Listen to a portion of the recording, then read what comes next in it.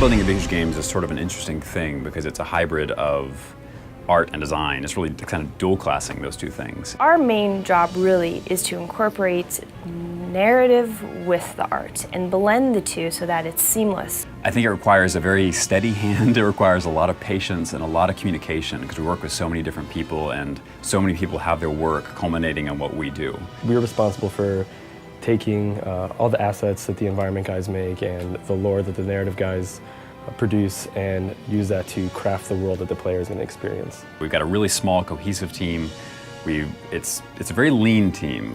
We have a lot of work on the three of us, but it keeps the quality bar high. We have a really good time working together and collaborating and giving a lot of feedback to each other.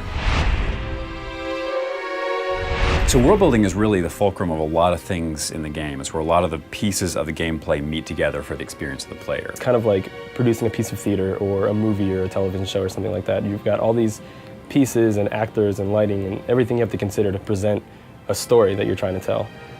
The difference is with games is our engineers have to build the lights and our artists have to build the set pieces from scratch. You know, they're not going out to Home Depot and buying wood. They're building the wood in a 3D program and then assembling that, and then passing it off to us, like the world builders who are actually set dressing and producing the world.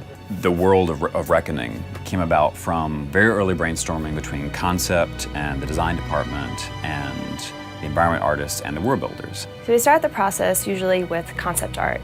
After that, we usually work with environment art to brainstorm ideas of how we want it to look. We don't make the individual assets. We have an incredibly talented environmental art team that actually does that for us, and we work very closely with them. So they give us those pieces, and then we'll craft the terrain and place all the objects and try to create an organic, living world for the player to run through. It's really interesting to see that world come to life. I mean, we start with just a flat, level piece of terrain. In fact, this is probably a good time to actually pull you guys in and let you see some of the tools that we use to make these spaces. Okay, so let's take a quick look at our tools here. We've done some basic terrain sculpting with our brush sets here. I'm going to throw in some textures on top of that, some rock texture, some dirt underneath that, some different shades of grass that I can throw in. And now I'm actually going to put in a road around this hill that I've created, so I'm changing the palette and then putting in the road texture you can see there. And then I'm going to start putting in dirt around it to give a very weathered feel and just kind of move those textures back and forth until I get what I want. You can see I'm trying to make it have some history to it, that the cobblestone is sort of worn away. And that's a big deal for us, that all these places in the world have a story to them, have history to them. And now I'm just trimming it in with some flowers around the edge of the road just to frame it in nicely visually. We'll extend that road just a little bit further around that. And now I think it's time to place some actual assets in here. So we have our cliffs and our trees and our rocks and all that make this world feel lush, and I'm going to start throwing those in. You can see the big Downtarth trees and some smaller trees just to give a different scale to things. So place these rocks around the different parts of the path, lower that down so it's on level with the player, and probably throw in a couple more over here, I think, just to make that feel sort of bookended. And now I'm going to want to throw in some more stuff that's actually a smaller level, just another level of detail that's more close to the player. Here we go, placing these down. And then I'm going to come back in with some terrain brushes and make that feel really seated in the world. And here I'm actually using the vegetation brush to throw in some ferns and some different grasses and get that really lush feeling that you have as you run through the world of Reckoning. We'll add in some flowers that sway in the wind and some more red flowers around the edges of the road just to give some real lushness to things. Creating a world isn't simply just about placing trees and rocks down, lighting it properly, throwing in some effects for, the extra magic. It's really about the way the narrative blends with the world. A lot goes back to story. A lot goes back to telling the story of the world, the story of the quest, this journey through the Phalanx and this war that's happening. And that's really exciting because we get to put our hand to a lot of different things, not just the visuals, but the actual deep narrative of this game. The environment in the world should kind of be like its own character in the game. It has a part to play. It can evoke emotion. It kind of like sets the tone for whatever's happening. It's also reacting to what's going on around it.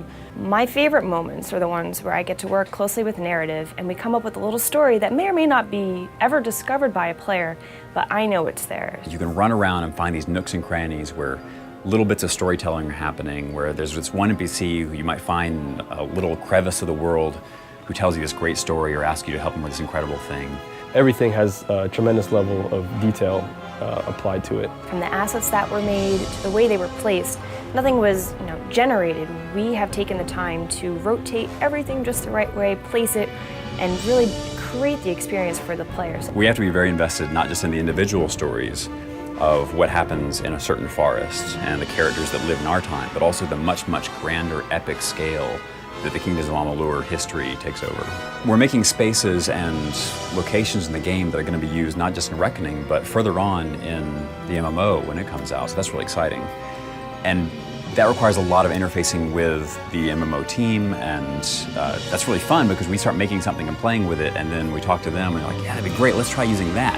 And they twist it and bend it, and years later when history has taken its toll on it or changed it or made it better or torn it down, it's really exciting to learn how they've not just developed ideas that we've made and made them bigger and grander by the time the MMO happens, but how they've destroyed things that we introduced and how those things are just big craters by the time the MMO player is going to actually see it. And that's really exciting, it's really fun.